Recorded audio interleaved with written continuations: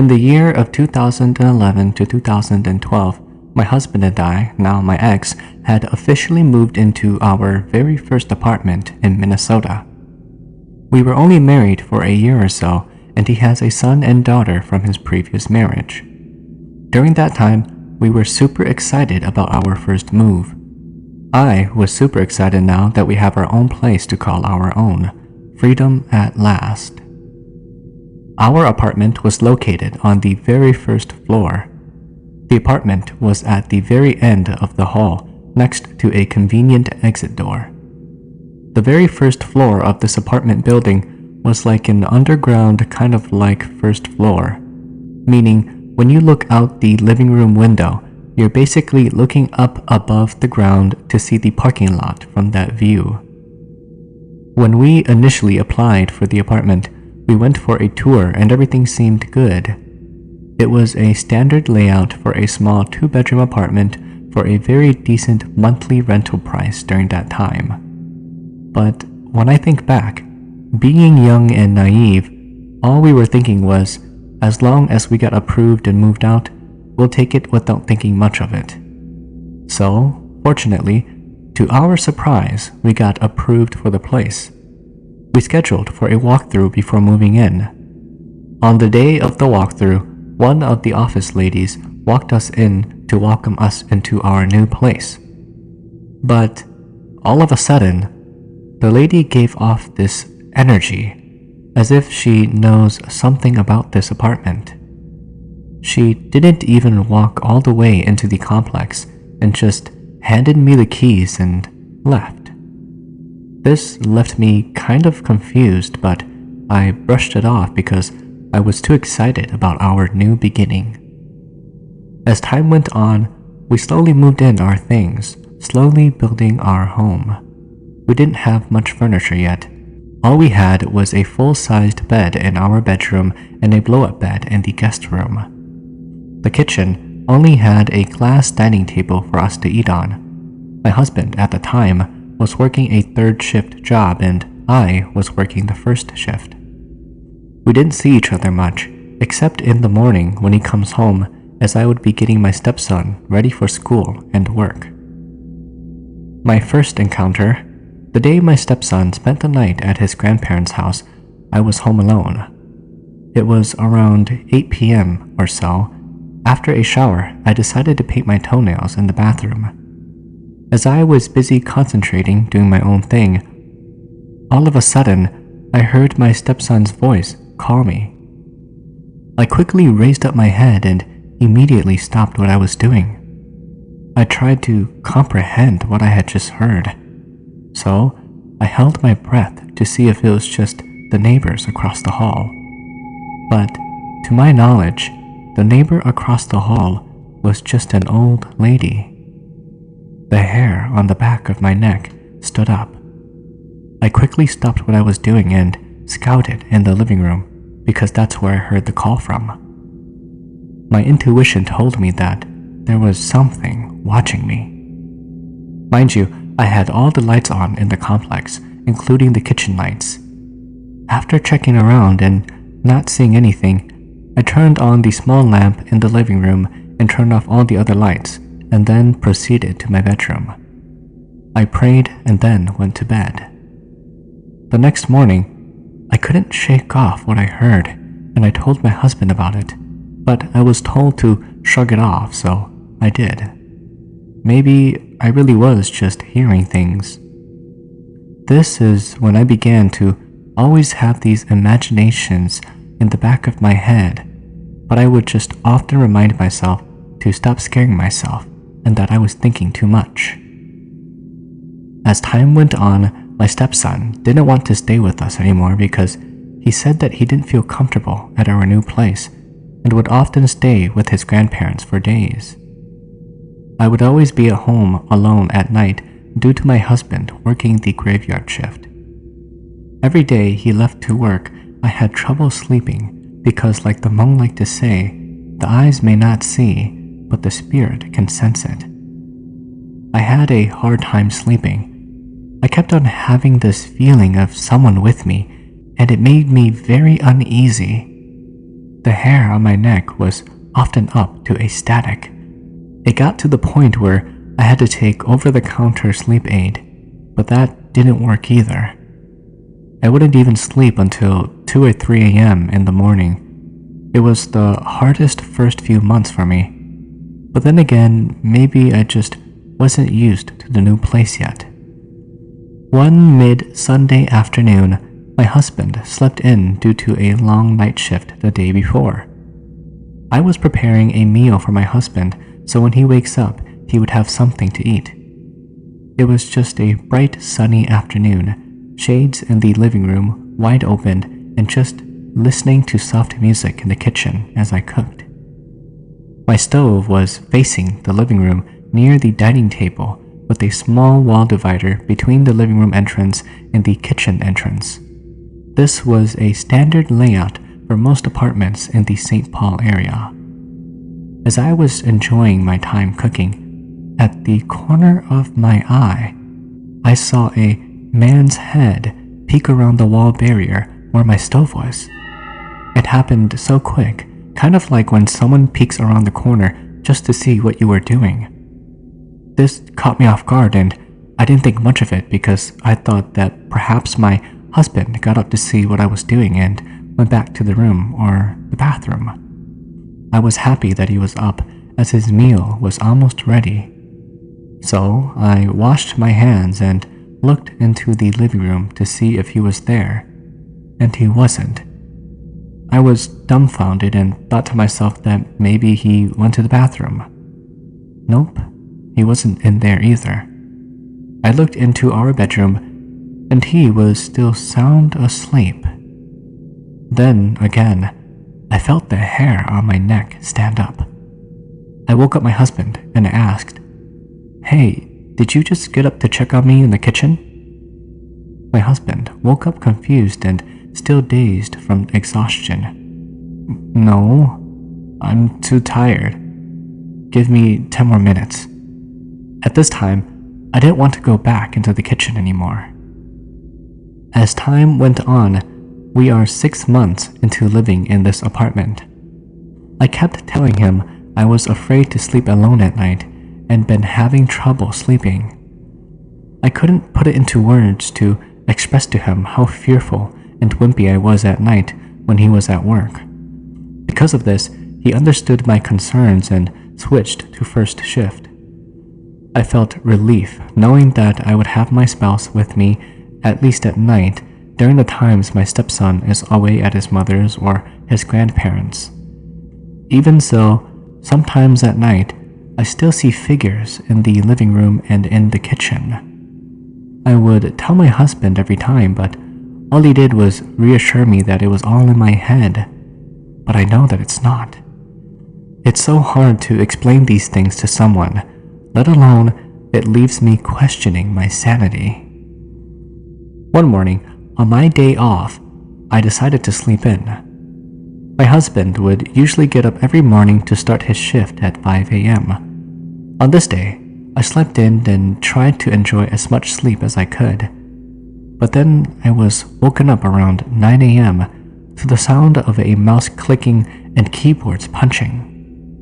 Mind you, on my husband's day off, he likes to play his game on his laptop in the kitchen, so he often just leaves his equipment on the dining table.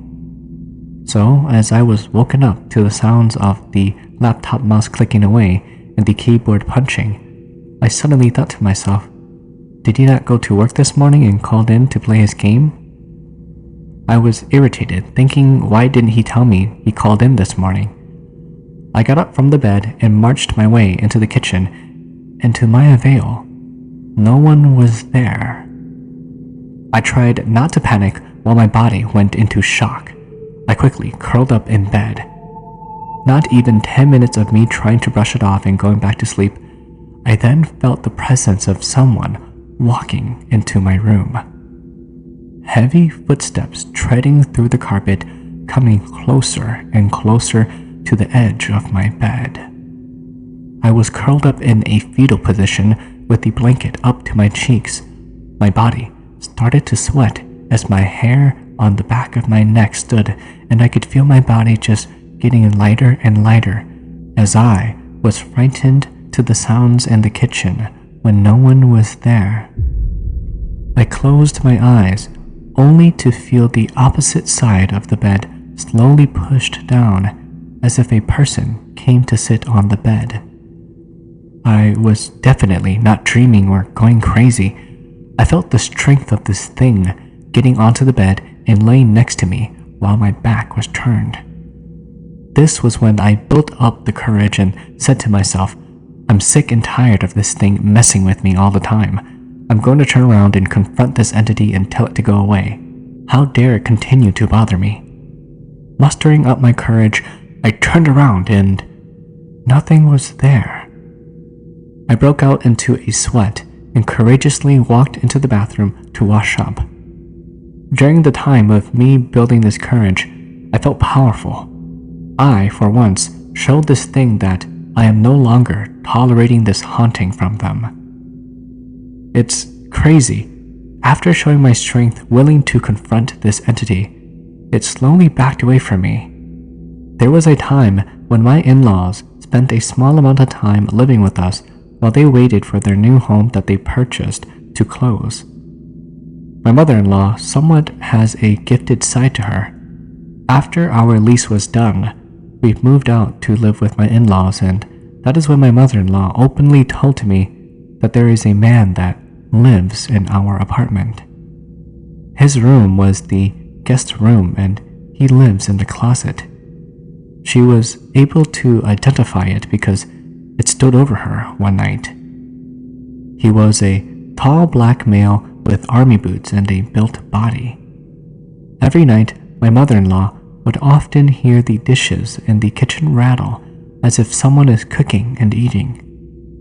She didn't want to tell us during the time we were living there because she didn't want to scare us. It finally all made sense to why it stopped coming after me for that short period of time. That was because it was targeting my mother-in-law instead.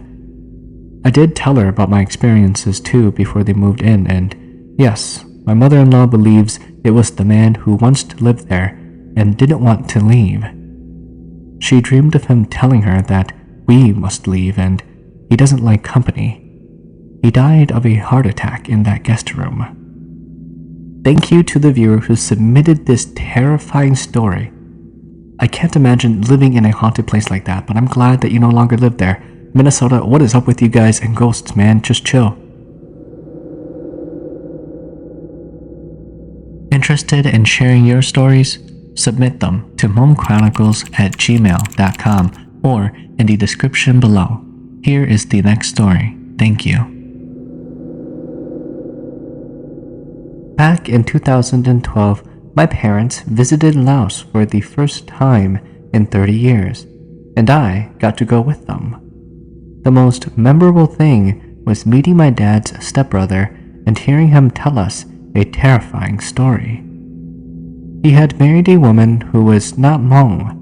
She was a Ka, but spoke some Hmong and Lao.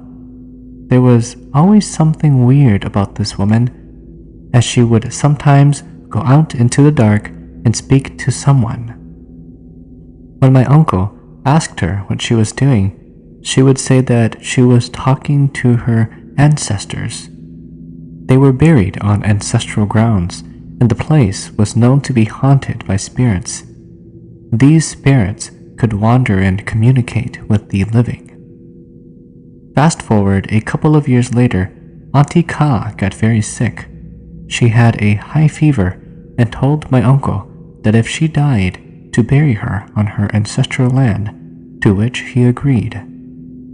When she did finally die, there was a frown on her face. My uncle was so scared, instead of burying her where she wanted, he buried her where his family was. That was a mistake. The first night, there was a foul stench in the house, even though the body was gone. It got so bad, they had to go sleep over at his cousin Meng's house.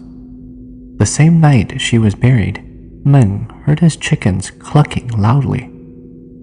When he went outside to check, he saw a strange woman chasing the chickens.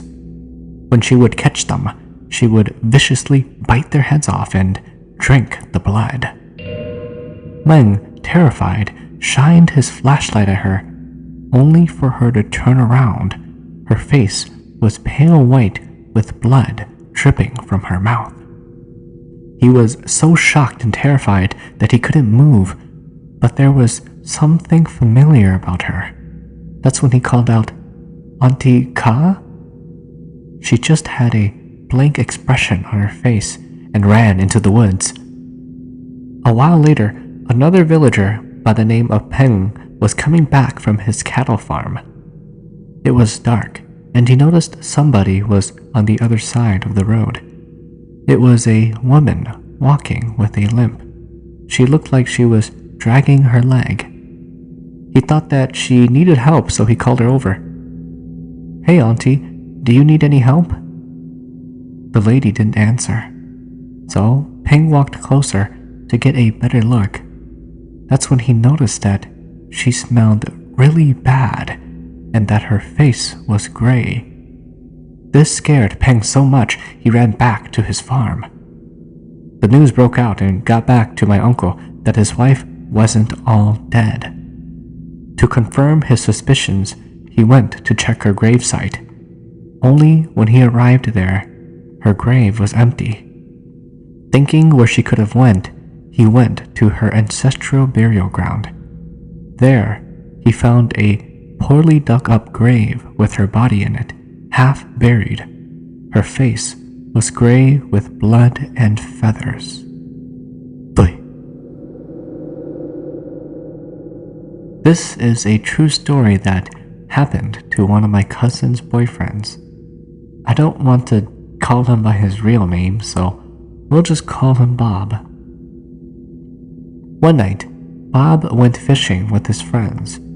It was really dark at the fishing place, but Bob thought that he saw something, but instead decided not to say anything.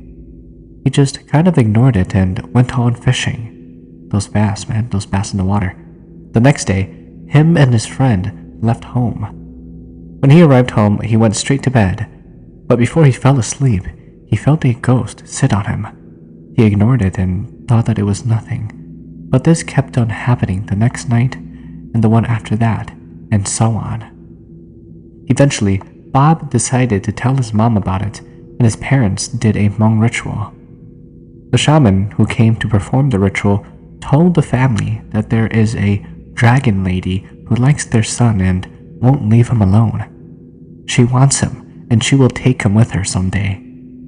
This is when the shaman also told the family that there is no way for them to make her leave because no one has the power to make her leave. She'll leave when she wishes to. The spirit of the dragon lady told the shaman that my cousin should not marry Bob, and if she does, then Bob will kill my cousin. This is not the only freaky part, but my cousin told me about one night when Bob and her were at her place. It was probably around 11 p.m. at night, and Bob and my cousin were sitting on the couch. Bob and her were talking and having a conversation. He was stroking her hair and talking sweet to her. This conversation probably went on for about 5 to 10 minutes. All of a sudden, Bob seemed like he just got up from a good nap and knew nothing about their conversation. My cousin got so scared, she told him to get out because she was thinking that he was possessed by the dragon lady. I personally think that he was possessed, but I'm not sure. I gotta see this guy named Bob. Like, he's gotta be so good looking that even dragon ladies fall in love with him. You know what this reminds me of? That one song.